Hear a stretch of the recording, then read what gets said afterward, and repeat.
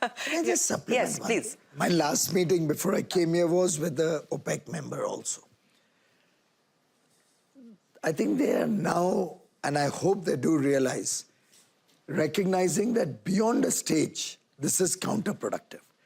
For example, India is converting even this crisis into an opportunity. We had a plan to blend 20% of Biofuels. petrol by 2030 with ethanol. 2 weeks ago, Minister Puri has advanced that target by 5 years. So we're going to be 20% blending of petrol by 2025, 26. We're also looking at flexi fuels going right up to 100% ethanol-driven vehicles. Now, all of that is good for India in the long run. We are suffering in the short run, but we are making use of this opportunity to transit. That will help also our farmers. So our farmers will get nearly $10 billion worth of additional income with ethanol taking center stage. Similarly, electric vehicles. There was a time when people were vacillating how the speed with which the world will transition. I think this time around, when the water level reaches right up to your nose, even when the prices come down, people will be unforgetting of what the suffering was. And my own sense is electric vehicles is going to now grow rapidly in the years to come. So I think the OPEC members or the oil producing companies may enjoy a short-term gain, but it will lead to a long-term fall in their demand and their prosperity. Well, hopefully oil producers are taking note of that. But Sanjeev Bajaj, let me ask you, so far the mood in industry has been that demand is holding up. Investments will be made. There is the start and the pickup as far as capex is concerned. And in light of the additional measures announced by the government, some additional relief has been provided. What's the sense that you get? Plans continue to be on track? Plans continue to roll out and move forward?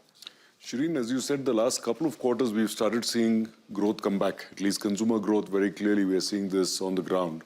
And as you mentioned again, quite a few sectors, not just commodities, but chemicals, look at real estate, housing, logistics. We are seeing investment already down that cycle.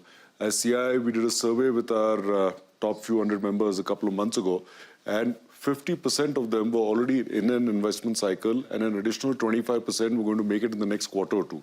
Now, maybe that gets delayed by another quarter or two because we know externalities have changed to some extent. But the good thing is that, in general, industry is over 70% on capacity, which means they're ready for the next investment cycle. And with a certain amount of certainty, inflation, I think, needs to be tackled. Now, we know that to the common man, in addition to fuel, we've talked about it, the other is food inflation. Hopefully, we are hearing it's going to be a good monsoon, which means food inflation should be behind us. We should see the domestic demand churning, and that should help in the coming quarters. Mr. Goyal, if I can address the food issue, we just talked about fuel inflation, but if we can address the issue of food inflation as well in the short term, given the disruption that we're seeing on account of Russia and Ukraine, and most countries are resorting to taking measures, including what we have done. Do you believe that for now, what has been done is it, or do you believe that more needs to be done? First of all, I would like to mention, for the benefit of those who are not fully aware of the wheat situation, India never, ever was a traditional player in the international wheat market. Until 2 years ago, we did not even export wheat from India. 2 years ago, we started with a modest 2 million tons of wheat export. Last year, we did about 7 million tons. Basically, this was a little surplus that we found available, and that got sold. Even within that, it was largely in the last 2 months after the war situation developed between Ukraine and Russia. This year around, we were expecting our production to grow by about 7 or 8%. Sadly, we had a very severe heat wave in most parts of North India. Wheat had to be harvested early, and we've lost production. Initial estimates are we'd be down 7-8%. By the time we get the final figures, it could be slightly more.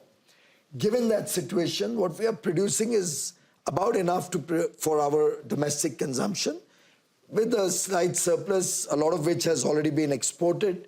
We'll continue to allow exports for governments which are in serious need, which are very friendly to us, where we have very great relations. We recognize the letter of credits, the genuine ones which have already been opened.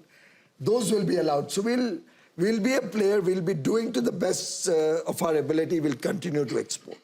As regards overall food inflation, it's still very much in manageable level. Rice has not seen any significant inflation. Wheat has seen some inflation, but it's not as yet very disturbing. Fruits, vegetables, for example, tomatoes, every year in this month, they go up. But they are not gone up as much as they went up last year, and now they started coming down. Onion and potatoes, which are two sensitive items, our production this year is expected to be good. Indications are all right. Prices are, in fact, on the lower end of the scale. So my own sense is that the packaged food industry, they may make a little buck or two extra because there are some people willing to pay for it.